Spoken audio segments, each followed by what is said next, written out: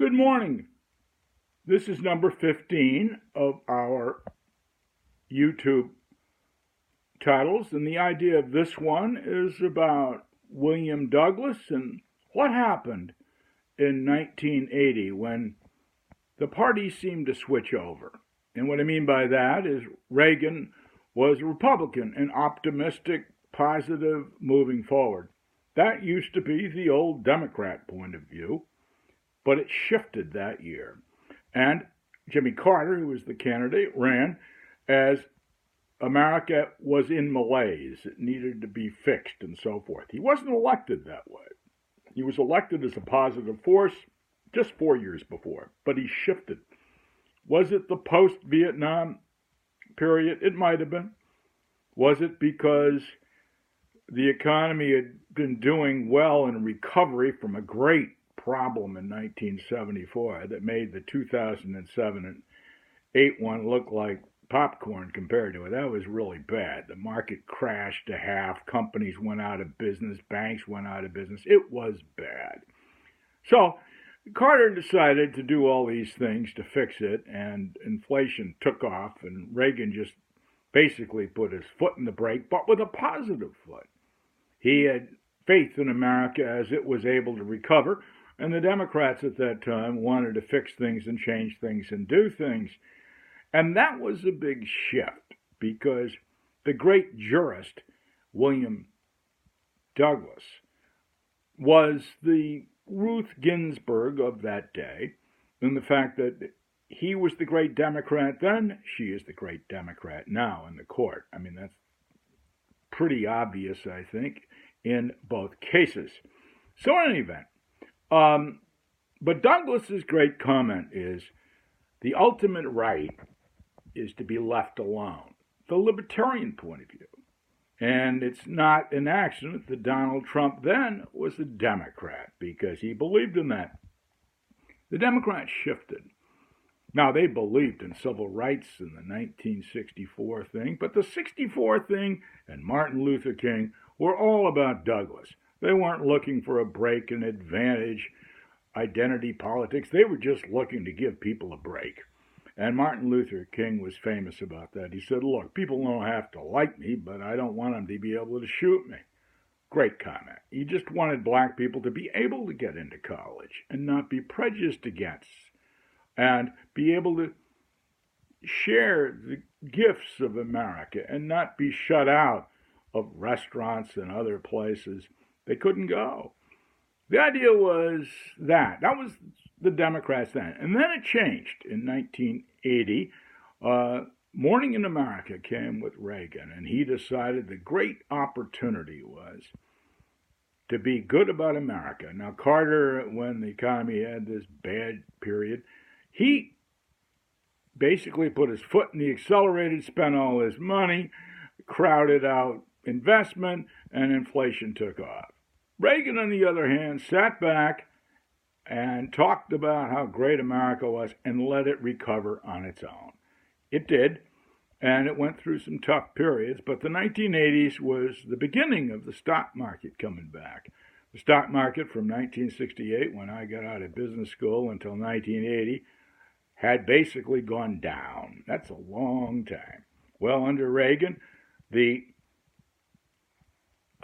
Dow Jones average was about 1,000, and it took off to where it is today, in the 25,000 range, and on its way up, one would presume. The point is that was a very bright spot in America, and people shifted over, and the Democrats started to be concerned about many things. And among those many things was giving certain groups of people an advantage. Affirmative action was such a thing. To talk about identity politics and making sure everybody got a fair shake, and if they didn't, to tilt the board so they would. And today, when you're faced with the election of 2020 and beyond, you're looking at a situation where the Democrats have prescriptions, whether it's socialism or it's climate control or it's all of these things, right or wrong. It's about things are wrong and we've got to fix them. So when you look at things as they are, it's important to understand that. Ruth Bader Ginsburg is such a person.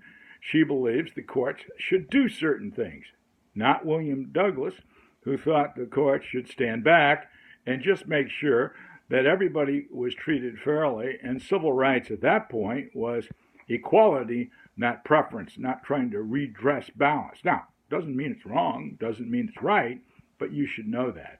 It's a very interesting period. And when you look at Martin Luther King or William Douglas, from the point of view of being libertarians and just wanting fair play, not having the board tilted against them. They weren't looking for tilt themselves. They were just looking like they wanted to have fair treatment.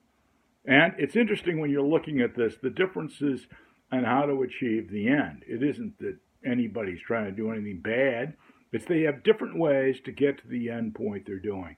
If you look at that this way, I think you'll find it more appealing, because you look at Bernie Sanders, and he's talking about socialism. It's never worked in the world, but he's going to make it work, in his opinion, and he's a dedicated, honest, authentic person that believes that. He's just not, jumping on it lately. This is what he believes.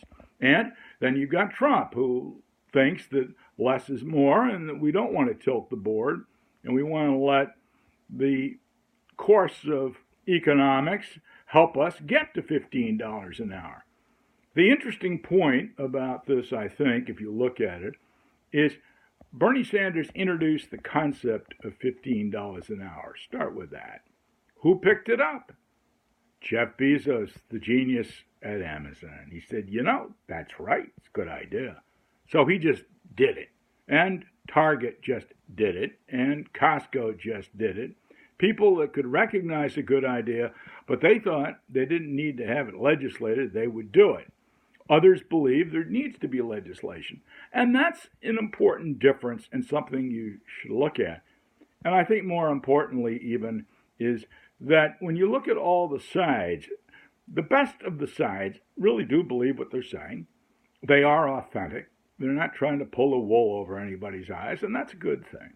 So anyway, that was our thought for today from our educational series, and it's part of the plus, minus, and interesting point thinking we talk about, PMI thinking. Take a look at the pluses of things you look at, take a look at the minuses, and then think about the interesting points. And my interesting point here is, here's Bernie Sanders, socialist, talking about $15 an hour, and here is Bezos, the richest man in the world at the moment, who agrees that that's a good idea. They just differ in how they're going to get to that end. So I think that's the interesting point. Thank you from Simply, and have yourself a good day.